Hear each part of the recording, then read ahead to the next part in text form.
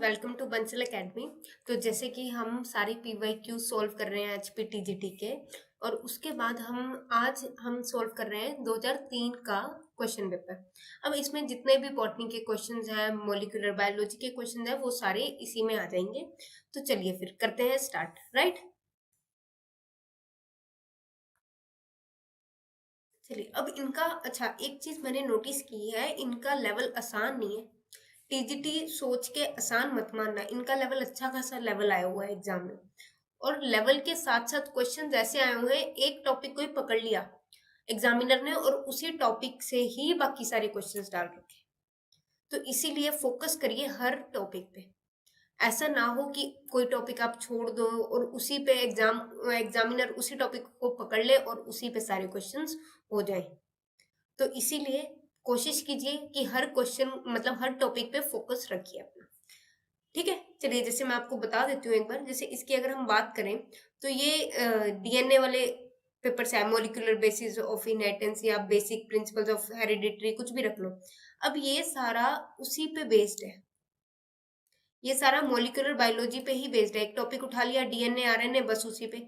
Genetics के दो तीन क्वेश्चन है, फिर फोटोसिंथेसिस है, मतलब कम क्वेश्चन है। बोटनी की अगर हम बात करें काफी कम क्वेश्चन है, और एक दो टॉपिक उन्होंने उठा लिया और उसी पे क्वेश्चंस पूछ रखे हैं ज्यादा।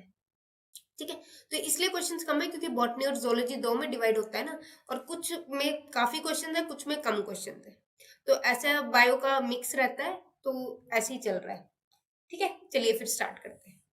पहला question, it has not escaped out notice that the specific pairing we have postulated immediately suggest a possible copying mechanism for genetic material. This is written by। अब इसका मतलब क्या है, क्या बोला है साइंटिस्ट ने, जिसने भी ये स्टेटमेंट दिया, उन्होंने बोला क्या है पहले तो ये देखते हैं। उन्होंने बोला है कि ये हमारे नोटिस से दूर नहीं गई है कि जो स्पेसिफिक पेयरिंग है ना डीएनए की, वो कैसे है कि जेनेटिक मटेरियल अपने आप को ही कॉपी करवाता है। मतलब इसका मतलब ये है, अगर ये हमारा डीएनए है तो जब नया डीएनए बनेगा तब इस तरह से ये वाला डीएनए इस नए वाले के लिए टेम्पलेट की तरह एक्ट करेगा। ठीक है, ये इसके साथ जोड़ेगा अपने जो भी नाइट्रोजनस बेसिस है। ठीक है, अब मतलब पुराना डीएनए, ये मान लो रेड, अब मैं थोड़ा सा कलर चेंज कर रही हूँ इसमें ताकि आपको क्लैरिटी हो। ये मान लो नया स्ट्रैंड बना। ठीक है, अब पुराने स्ट्रैंड से ही नया स्ट्रैंड बना, पुराना स्ट्रैंड टेम्पलेट की तरह एक्ट करता है, और दूसरे जो ऑपोजिट न्यूक्लियोटाइड्स होंगे, जैसे ए किससे यूनाइट करता है, टी से, और सी और जी से, तो ये इसी तरह से उसके साथ मिलते जाएंगे और नया स्ट्रैंड बनता जाएगा। बस यही उन साइंटिस्ट ने बोला है कि कॉपिंग मैकेनिज्म फॉर जेनेटिक मटेरियल। अब है क्या कॉपिंग मटेरियल, यही है स्पेसिफिक पेयरिंग, इनकी पेयरिंग की बात हो रही है। और कॉपिंग मटेरियल क्या है कि जो पुराने वाला स्ट्रैंड है वो टेम्पलेट की तरह एक्ट कर रहा है ताकि नया स्ट्रैंड बन सके। अब ये स्टेटमेंट किसने दी थी, वॉटसन एंड क्रिक ने, जिन्होंने डीएनए का डबल हेलिक्स मॉडल भी दिया था। ठीक है, डबल हेलिक्स मॉडल भी इन्होंने ही दे रखा था डीएनए का, कि डीएनए कैसा होता है। Clear, next, eukaryotic RNA polymerase third catalyse the synthesis of. ये जो यूकैरियोटिक आरएनए पॉलीमरेज है, ये क्या है, एंजाइम है एक। ठीक है, और ये तीन टाइप के आरएनए की सिंथेसिस करवाता है। TRNA, single stranded RNA. ठीक है, सॉरी, टीआरएनए 5s की करवाएगा। Next is 5s RNA, and the third one is, और बाकी छोटे छोटे आरएनए। अब जिन जीन को ये करवाते हैं ना, जिन जीन की ये डुप्लीकेशन करवाते हैं, कैटलाइज करवाते हैं सिंथेसिस। ठीक है, क्योंकि पॉलीमरेज हमारा क्या काम करता है, आगे आगे एक्सटेंशन करवाता जाता है, उसको ऐड न्यूक्लियोटाइड्स ऐड करने के लिए एक मौका दे रहा है। तो ये क्या करेगा, ये कैटलाइज करता है इन सबके, इन सब आरएनए को कैटलाइज करता है, इनके बनने की, मतलब इन जब ये बन रहे होते हैं तब ये कैटलिशन करता है। जैसे ये मान लो कोई पहले का टेम्पलेट है, इससे नया बनना है, तो ये क्या करेगा, कैटलाइज करेगा, यहाँ पे उनको जोड़ने के लिए हेल्प करेगा न्यूक्लियोटाइड्स। ठीक है, पॉलीमरेज का यही काम होता है। अब जिन जिन को ये सिंथेसाइज कर रहा है ना, उनको, जिन जीन्स को ये सिंथेसाइज कर रहा है, उनको हाउस, जिन जीन्स पे ये एक्ट करता है उनको हाउस कीपिंग जीन्स भी बोलते हैं, क्योंकि वो ऑलमोस्ट हर सेल में रिक्वायर होते हैं, required in every cell almost. तो हमारा आंसर यहाँ पे क्या है, टीआरएनए की बात हो रही है, 5s आरएनए की बात हो रही है और स्मॉल आरएनए की बात हो रही है। तो टीआरएनए वाला ऑप्शन सही हो जाता है, क्योंकि और तो कोई है ही नहीं, राइट, और तो कोई है ही नहीं। Next, regulatory genes are located in. अब रेगुलेटरी जीन्स होते क्या है, ये हमारा पूरा टेम्पलेट है, ठीक है। अब इसमें क्या है, प्रोमोटर जीन है, ठीक है, प्रोमोटर जीन है, ये इंड्यूसर है, इंड्यूसर के बाद ऑपरन आ गया, इंड्यूसर के बाद फिर से प्रोमोटर आएगा, फिर ऑपरन आएगा, फिर जेड जीन आएगा, फिर वाई जीन आएगा, फिर हमारा कौन सा जीन आता है, ए जीन। अब ये क्या है सारे, ये प्रोमोटर हो जाता है, वो इंड्यूसर जैसे कि मैंने बताया, ठीक है, ये भी प्रोमोटर, ये ऑपरन, कौन सा ऑपरन, लैक ऑपरन, और ये क्या है, बीटा ग्लैक्टोज का जीन है, राइट, और ये अलग अलग जीन है, और ये परमिएसिस, और ये क्या है, एलोलैक्टोज। अब ये जो जीन काम आते हैं रेगुलेटरी जीन, या इसमें क्या हो रहा है, इसमें लैक्टोज की सिंथेसिस करवानी है बैक्टीरिया में, सॉरी लैक्टोज मेटाबॉलिज्म करवाना है, लैक्टोज को डाइजेस्ट करवाना है। अब इसके लिए कुछ रेगुलेटरी जीन्स प्रेजेंट होते हैं, रेगुलेटरी जीन्स जो इसको रेगुलेट करते हैं, वो क्या करवाते हैं, या तो इंड्यूस करवाते हैं, या तो इनिबिट करवाते हैं, या तो रोकते हैं, या तो शुरुआत करवाएंगे, ठीक है। अब इंड्यूसर के मतलब दो टाइप के होते हैं, या तो शुरुआत करवाएंगे, और इनको बोला जाता है स्ट्रक्चरल जीन्स, जो इस तरह के जीन्स हैं उनको बोला जाता है स्ट्रक्चरल जीन्स, ठीक है। अब या तो ये स्ट्रक्चरल जीन्स से पहले स्टार्ट होगा, पूरे पे होगा, पहले होगा, या तो ये एंड में होगा एज अ इनिबिटर, ठीक है। अब इनिबिटर की तरह जब ये एक्ट करेगा, अब पहली ऑप्शन है हमारी along with the structural genes. अब अलोंग विद एक बार स्टार्ट करवा देगा, फिर ये इतना अलोंग मतलब उनके साथ नहीं चलता। Next, in between operator and structure, operator और स्ट्रक्चरल जीन्स के बीच में नहीं होता है कभी भी, मिडल में कभी भी नहीं हो सकता, ये end of the structural genes यहाँ पे हो सकता है, क्योंकि इसको क्या करवाना है, इसको इनिबिट भी तो करवाना है, रोकना भी तो है। रेगुलेटरी जीन्स क्या है, इसको रोकने वाले भी तो वही है, तो इस पूरी को रोकने वाले जीन को क्या बोलेंगे, रेगुलेटरी जीन। स्टार्ट करवाने वाले को भी रेगुलेटरी जीन्स बोलेंगे, क्योंकि वही इसका पूरे का रेगुलेट करता है कि कैसे लैक्टोज मेटाबॉलिज्म होगा और जीन्स कैसे प्रेजेंट होंगे। प्रमोटर क्या कर रहा है, प्रमोटर के पीछे हमेशा कुछ जीन्स होंगे, प्रमोट करेगा वो, ठीक है, उसके पीछे हमेशा कुछ जीन्स होंगे। तो हमारा आंसर हो जाता है at the end of structural genes, structural genes के एंड में। Next, the specific DNA sequence where EcoR1 cuts is. अब EcoR1 है ना, वो कैसे ऑपोजिट वाले पे कट, कॉम्प्लीमेंट्री स्ट्रैंड्स पे कट लगाता है। अब यहाँ पे कॉम्प्लीमेंट्री है ये क्या, देखो ATT दिख रहा है कहीं से, नहीं दिख रहा, गलत हो गया। यहाँ पे GAATTC, ये कुछ लग रहा है, कुछ हद तक लग रहा है। नेक्स्ट, GCTTAA, CGAATT, नहीं, उल्टा होना चाहिए इसको। GTTTT से स्टार्ट हुआ, ये भी नहीं। TTCGAA,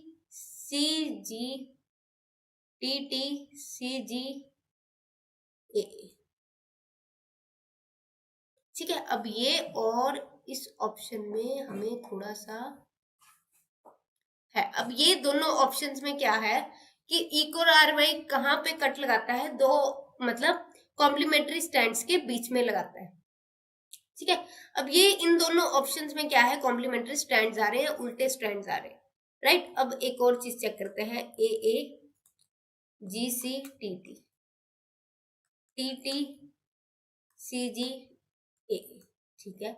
उधर देख लेते हैं GAATTC, CTTAAG। अब यहाँ पे हमारे दो ऑप्शंस करेक्ट आ रहे हैं, यहाँ पे दो ऑप्शंस करेक्ट आ रहे हैं, इस क्वेश्चन में कुछ गड़बड़ हो सकती है, ठीक है, इसको रीचेक करेंगे बाद में, या मैं नेक्स्ट क्लास में इसको रिपीट करूंगी आपके पास। Next, the sex chromosome in a klinefelter male is. Sex chromosome की अगर हम बात करें, क्लाइनफैक्टर मेल क्या होता है, उसमें एक फीमेल का एक्स क्रोमोसोम एक्स्ट्रा चला जाता है। जब फीमेल क्रोमोसोम एक्स्ट्रा जाता है ना, तो उसमें एक तो पहले होता है कि जो मेंटल डेवलपमेंट है वो इतनी नहीं हो पाती, मेंटल डेवलपमेंट पे एक्ट करता है। और गाइनेकोमेस्टिया कंडीशन होती है, मतलब फीमेल जो करेक्टर्स है, फीमेल करेक्टर्स दिखने स्टार्ट हो जाते हैं मेल्स में, female characters are seen in mails.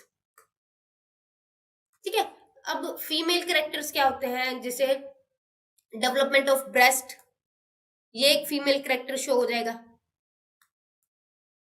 और दिमाग उतना डेवलपमेंट दिमाग का नहीं हो पाएगा इस कंडीशन। ठीक है, अब एक्स्ट्रा क्रोमोसोम है वो कुछ ना कुछ गड़बड़ कर ही रहा है। ठीक है, फीमेल का एक एक्स्ट्रा क्रोमोसोम आ जाएगा एक्स में, अदरवाइज मेल का क्या होता है ये होता है, फीमेल का क्या होता है ये। अब फीमेल करेक्टर्स दो इकट्ठे हो जाएंगे, मतलब एक एक्स्ट्रा आ जाएगा, तो फीमेल करेक्टर्स तो अपने आप बाहर आएंगे। क्लियर, तो हमारा आंसर हो जाएगा एक्स एक्स वाई। चलिए आगे। Next, a medical technician while observing a human blood smear under the microscope notes the presence of Barr body close to the nuclear membrane in WBC. This indicates that person under investigation is. अब यहाँ पे बात हो रही है कि कोई medical technician था, वो ह्यूमन के ब्लड को क्या करा, माइक्रोस्कोप के अंडर ऑब्जर्व करा। अब उन्होंने क्या देखा, बार बॉडी देखी न्यूक्लियर WBC के न्यूक्लियर मेम्ब्रेन के पास। अच्छा, अब बार बॉडी होती क्या है, बार बॉडी होती है inactivated x chromosome. Inactivated x chromosome को क्या बोला जाता है, बार बॉडी। अब ये फीमेल्स में होगी, क्योंकि एक फीमेल्स ने तो मतलब एक एक्स, फीमेल में क्या होता है, दो एक्स वाले होते हैं ना फैक्टर्स, दो एक्स सेक्स क्रोमोसोम्स जो होते हैं वो एक्स और एक्स होते हैं, तो एक अपना सारा काम कर देगा और दूसरा किसी तरह डीएक्टिवेट हो जाता है। अब वो डीएक्टिवेट कैसे होता है, हेट्रोक्रोमेटिन की तरह प्रेजेंट होता है। हेट्रोक्रोमेटिन अपने आप को ट्रांसक्रिप्शन के लिए एक्टिव नहीं करता ना, तो ये भी कैसे हो जाता है, हेट्रोक्रोमेटिन की तरह टाइटली क्वाइल्ड प्रेजेंट होता है। अब टाइटली क्वाइल्ड प्रेजेंट कैसे होता है, अब ये कब डिसाइड होता है कि किसको एक्टिवेट करना है किसको इनएक्टिवेट करना है, दो जीन्स तो बचपन से ही आ जाते हैं। अब ये डिसाइड होता है जब 200 सेल का एम्ब्रियो होता है ना, तब डिसाइड हो जाता है कि किसको एक्टिवेट करना है किसको इनएक्टिवेट करना। अब ये पैटर्नल एक्स क्रोमोसोम भी हो सकता है, मैटरनल एक्स क्रोमोसोम भी हो सकता है, किसी पे डिपेंड नहीं करता है, कुछ कोई भी हो सकता है इनमें से जो इनएक्टिव होता है। ठीक है, इससे क्या होती है, क्रोमोसोमल डीएक्टिवेशन, क्रोमोसोमल डीएक्टिवेशन बोला जाता है इसको। और जब ये इस तरह प्रेजेंट होता है, और ये हर सोमेटिक सेल में प्रेजेंट होता है फीमेल के, it is present, Barr body is present in every somatic cell,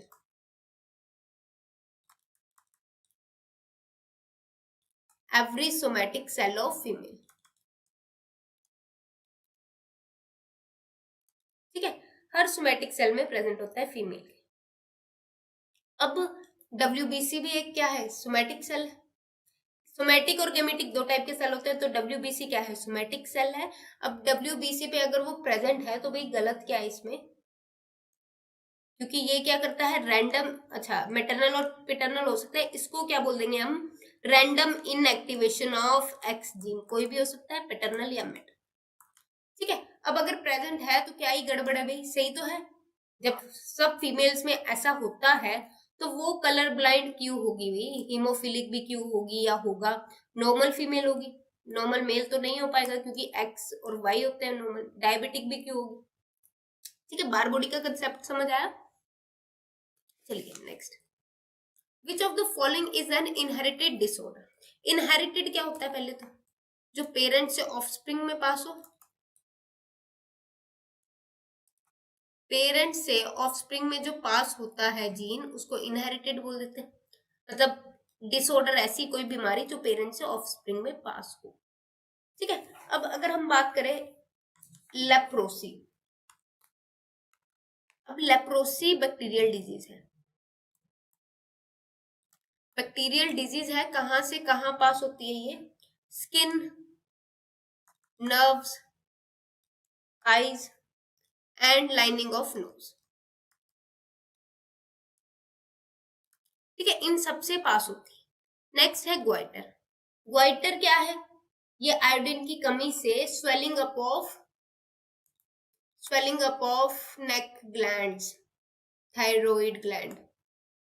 ठीक है, थायराइड जो थायरोक्सिन है ना, वो आयोडीन के बिना काम नहीं कर पाता है, तब ये होता है, आयोडीन की कमी से होता है बेसिकली। तो पहाड़ों में जहाँ पे लोगों को नमक अच्छे से नहीं मिलता, आयोडीन, उनकी आयोडीन की डेफिशिएंसी पूरी नहीं होती, वहां ये डिजीज काफी कॉमन है। क्लियर? नेक्स्ट है एड्स। एड्स क्या है? Auto immuno deficiency syndrome. इसके बारे में मैंने पहले भी बताया है, आपने पुरानी वीडियोस देखी हो। एड्स बहुत कॉमन टर्म है, हर जगह यूज होगी। अब ये जो करता है HIV, human immuno deficiency virus, इसको अटैक करता है।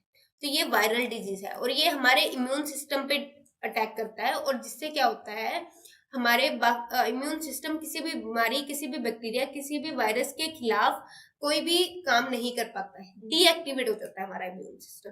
ठीक है, उससे हमें हमारी फिर डेथ भी हो सकती है। कोई भी एड्स से नहीं मरता, बाकी बीमारियों से मरते हैं जब एड्स होता है। एल्बिनिज्म क्या है? Loss of melanin pigment. Melanin pigment क्या होता है? हम धूप में क्या होता है, हम धूप में काले हो जाते हैं, तो यार काले हो गए, टैन हो गए, है ना, थोड़ी सी धूप पड़ जाए, थोड़ा सा निकलना पड़ जाए, यार काले हो गए आज तो वो क्या है? एल्बिनिज्म उसको बोलते हैं। जब हमारा मेलेनिन पिगमेंट, सॉरी, एल्बिनिज्म उसको नहीं बोलते, जब हमारा मेलेनिन पिगमेंट बनना स्टार्ट होता है स्किन में, हमें प्रोटेक्ट करता है ये यूवी रेज से। तो काला होना अच्छा है, हमें प्रोटेक्ट करता है, हमारी स्किन को प्रोटेक्ट कर रहा है वो, तो काला होना अच्छा है। अब कुछ लोग होते हैं जिनमें मेलेनिन पिगमेंट ही नहीं होता, उनका धूप पे असर, उनका धूप से इतना बड़ा असर होता है, उनकी स्किन ही खराब हो जाती है। तो इसको बोल देते हैं एल्बिनिज्म, जिनका मेलेनिन पिगमेंट ही मतलब बंद हो जाता है बनना। अब एल्बिनिज्म में जो बंदा होता है वो बहुत ही गोरा होता है, एक्सट्रीमली गोरा, और बाल वाइट, आंखों के बाल भी वाइट, सब कुछ वाइट। ठीक है, तो काला होना मतलब धूप में टैन होना बुरी बात नहीं है, काला होना मतलब धूप में काला होना, वैसे कोई काला नहीं होता। वैसे सारे जो इंडियंस का हमारा कलर है वो ब्राउन कलर है, तो हमें उस पर टेंशन नहीं लेनी, यार मेरा ऐसा है, मेरा ऐसा, हम सबका ब्राउन कलर है भी। ठीक है, and we should be proud of that, right? अब धूप में जो काले मतलब धूप में जो डार्क कलर होता है, तो वो उसकी टेंशन नहीं लेनी, वो तो हट जाएगा। मेलेनिन पिगमेंट हमें बचाया है भाई, उसने हमारी पहचान है, बचा रहा है हमें वो। ठीक है, चलिए नेक्स्ट आती है पार्किंसन डिजीज।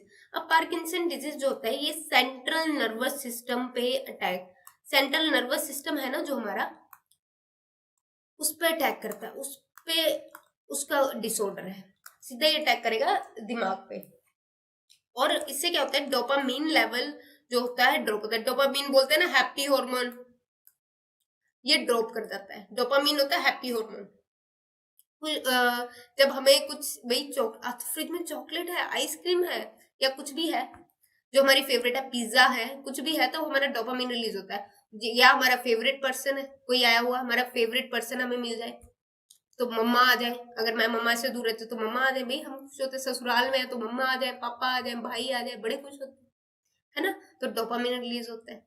बस उसी तरह, तो हमारे यहाँ पे आंसर क्या है, इसका एल्बिनिज्म आंसर है। एल्बिनिज्म हमें पेरेंट्स से इनहेरिट हो सकता है। ठीक है, ये वाली जो डिजीज है ये पेरेंट्स से, बाकी कोई डिजीज किसी से इनहेरिट नहीं होती। ठीक है, चलिए next. An analytical technique that is used in solving dispute based on DNA polymorphism is called। अच्छा, अब DNA polymorphism क्या है? polymorphism की अगर हम बात करें, एक से ज्यादा, दो या दो से ज्यादा वेरिएंट, अलग अलग फॉर्म्स हैं किसी भी डीएनए की। ठीक है, टू और more variant forms of a specific DNA, और वो मैच कर रही हैं किसी पॉपुलेशन में। ठीक है, that DNA, a specific DNA sequence that can occur in different individuals and populations। ठीक है, अलग अलग इंडिविजुअल्स में या पॉपुलेशंस में जब ऐसी कोई एक्ट कर रही है, मतलब सॉरी अलग अलग वेरिएंट्स हमें दिख रहे हैं सब में दो। और इसमें बात क्या हो रही है, डीएनए सीक्वेंस की बात हो रही है। कोई भी डीएनए सीक्वेंस है वो हमें डिफरेंट पॉपुलेशंस में दिख रहा है, ठीक है। उसके एक दो फॉर्म थोड़े बहुत चेंज हो सकते हैं और वो हमें कुछ पॉपुलेशन में एक जैसी दिख रही है, तो उसको उसको डीएनए पॉलीमॉर्फिज्म बोलते हैं। पहले तो ये बताया। अब डिस्प्यूट क्या है इसके पीछे? अब डिस्प्यूट ये है इसके पीछे कि ये जब होती है ना तब ये एवोल्यूशनरी चेंजेस को भी करती है। जब पूरी पॉपुलेशन में कोई चेंज हुआ तो वो एवोल्यूशनरी चेंजेस को भी बताएगा, ठीक है। और ये जो डीएनए पॉलीमरेज जो म्यूटेशन आएगी वो हेरिटेबल होती है, एक नई पॉपुलेशन बन जाएगी पूरी। अब ये कैसे पता चलेगा भाई कि डीएनए पॉलीमॉर्फिज्म हुआ है या डीएनए पॉलीमॉर्फिज्म कैसे हुआ है? तो ये पता चलता है डीएनए फिंगरप्रिंटिंग से, क्योंकि डीएनए फिंगरप्रिंटिंग क्या करता है, कोई भी सीक्वेंस होता है अगर किसी से मैच करता है तो ये बता देता है, और जो हमारा पर्टिकुलर हमारा स्पेसिफिक है डीएनए सीक्वेंस वो भी बताएगा ये, ठीक है, सबका बता देगा। तो हमें पता चल जाएगा भाई, ठीक है, कौन मेरा अपना है कौन मेरा पराया है, ये भी पता चलता है इससे, ठीक है। चलिए, LSD is obtain from, LSD है क्या? लाइसर्जिक एसिड डाइइथाइल अमाइड, ठीक है। ये क्या है? एक ड्रग है, ड्रग है, खतरनाक ड्रग है। कोई अभी तक मेडिकल कोई यूज नहीं पता चला इसका, बस अभी तक ड्रग है। मूवीज में देखा होगा, सुना होगा आपने, कोई ना कोई बड़ा स्टार फंसा रहता है इनके चक्करों में, है ना, हमें पता है। अब ये मिलती है क्लेविसेप्स परपुरिया से। एल्कलॉइड होता है ये फंजाई, क्या करती है, इसको एर्गोटोफ्राई भी बोला जाता है। पाउडरी सब्सटेंस एक बनाती है किस पे, जैसे जिस प्लांट पे ये अटैक करती है उसमें से पाउडरी सब्सटेंस मिलता है और एल्कलॉइड्स बनाती है ये। एल्कलॉइड, उन्हीं एल्कलॉइड से लाइसर्जिक एसिड डाइथाइलमाइन बनता है। वैसे ये जो क्लेविसेप्स परपुरिया है ये पैथोजेनिक फंजाई है किस पे, प्लांट्स पे, पैथोजेनिक फंजाई ऑन प्लांट्स। अभी तक कोई भी लेसर्जिक एसिड डाइथाइलमाइन का कोई भी मेडिकल यूज नहीं देखा गया है, बट हाँ इनके एल्कलॉइड से कुछ बनता है, जैसे माइग्रेन का ट्रीटमेंट हो सकता है, माइग्रेन को ट्रीट करने में हेल्प करता है एल्कलॉइड, ठीक है। तो हमारा आंसर इसमें क्या होता है, क्लेविसेप्स पर। Clear? Next, phyllode is a modified. Phyllode की बात करें तो इस तरह से क्या होता है, ये क्या करती है, लीफ अपने आप को मॉडिफाई करती है।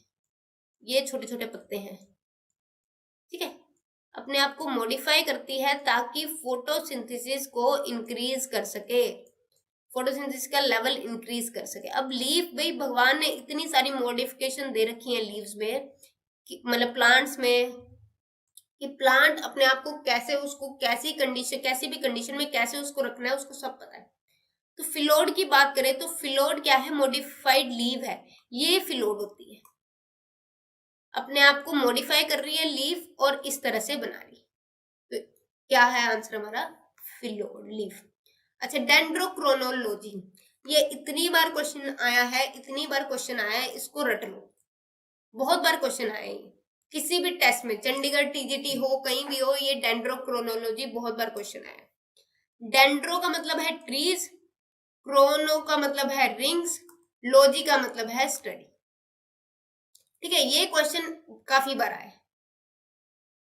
अब डेंड्रोक्रोनोलॉजी में क्या है कि हम जो ट्रीज है ना, ट्रीज की जो स्टेम होती है ना, उसमें कुछ टाइप के रिंग्स बन जाते हैं। अब हम उन रिंग से, हमें पता है, हम उन रिंग से एज पता कर सकते हैं, age of tree we can analyse कि ट्री की एज क्या है, ठीक है, वो पता करते हैं हम। तो इससे जो रिंग्स प्रेजेंट है इससे क्या पता चल रहा है, एज ऑफ द ट्री। तो determination of age of tree is, मतलब उसकी स्टडी को क्या बोलते हैं, डेंड्रोक्रोनोलॉजी। चलिए लास्ट, ये लास्ट नहीं, इसके बाद भी, photosynthesis is maximum in, photosynthesis क्या है, लाइट की प्रेजेंस में कुछ बनाना, खाना बनाना, फूड बनाना। ये कौन कर रहा है भाई, प्लांट, प्लांट कर रहा है। अब प्लांट जब ये प्रोसेस कर रहा है, हमें पता है कि क्या होता है, इस तरह से क्लोरोफिल प्रेजेंट होता है, क्लोरोफिल यहाँ पे प्रेजेंट है, क्लोरोफिल लाइट आती है, एक इलेक्ट्रॉन एक्साइट होता है, यही सारी प्रोसेस है। ठीक है, अब ये कौन सी लाइट आई है जिससे फोटोसिंथेसिस स्टार्ट हो गया? फोटोसिंथेसिस जिसकी प्रेजेंस में इलेक्ट्रॉन एक्साइट हो रहा है, वो कौन सी लाइट है? अब लाइट में हमें पता है, व्हाइट लाइट तो हम सबको पता है, बट विबग्योर एक बनता है। विबग्योर में क्या है? ये वॉयलेट है, इंडिगो है, ब्लू है, ग्रीन है, येलो है, ऑरेंज है, रेड। अब सबसे ज्यादा जो फोटोसिंथेसिस होती है ना, वो रेड पे होती है, रेड कलर पे, उससे कम होती है ब्लू में। ठीक है, सबसे कम होती है ग्रीन में। तो ये सारी चीजें याद रखना। ग्रीन लाइट नहीं देखनी है कि ग्रीन है तो प्लांट कर देगा, रेड में सबसे ज्यादा फोटोसिंथेसिस होती है। तो याद रखना, photosynthesis maximum at red light, उससे कम ब्लू में, सबसे कम ग्रीन में। ठीक है, इंपॉर्टेंट है, याद रखना, पूछा जाता है question. Next, which one of the following is an endospermic seed? इनमें से एंडोस्पर्मिक सीड कौन सा है? अब एंडोस्पर्मिक सीड होता क्या है? पहले तो देखो, एंडोस्पर्म क्या है? एक टिश्यू है। एक सेकेंड को, एंडोस्पर्म क्या है? एक टिश्यू है जो एम्ब्रियो को नरिशमेंट प्रोवाइड करने में हेल्प करता है। एम्ब्रियो को नरिशमेंट प्रोवाइड करने में हेल्प कर रहा है। अब जो एंडोस्पर्म सीड है, वो जैसे कि मैंने बताया, एम्ब्रियो को नरिशमेंट प्रोवाइड करने में हेल्प कर रहा है।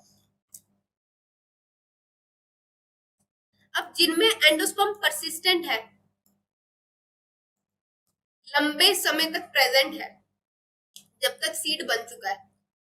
ठीक है, सीड बन चुका है, बट ये एंडोस्पर्म होता क्या है? एम्ब्रियो को नरिश करने में।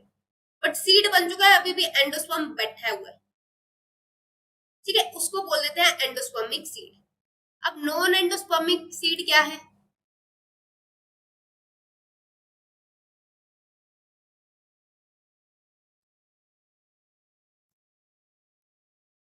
सीड बन गया है, एंडोस्पर्म भी खत्म हो गया है, सीड ने यूज कर लिया है, सारा एंडोस्पर्म सीड ने यूज कर लिया, उस सीड को बोला जाता है नॉन एंडोस्पर्मिक सीड।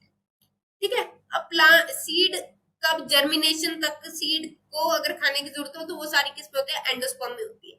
अब एंडोसीड बन गया है, सब कुछ हो गया है, एंडोस्पर्म अभी भी बैठा है। अब ये कंडीशन किस किस में पाई जाती है? ठीक है, अब अगर मैं बात करूं, ग्राम, पी, पीन, एरिकानट, कुकम्बर, इन सब में क्या है?